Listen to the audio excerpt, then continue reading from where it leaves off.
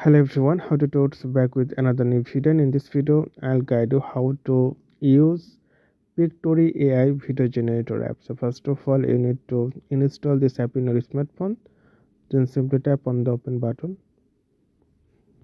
So allow notification, next you have to give your name here, next.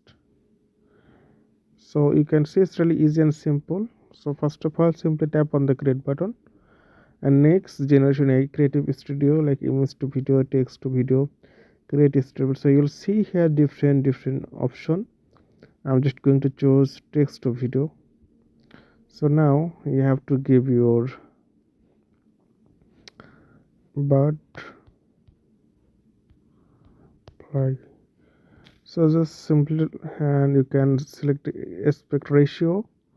I just keep it for reels, and you have to select resolutions. Video duration, you can see it's up to 8 seconds. Negative prompts, and then simply tap on the generate video.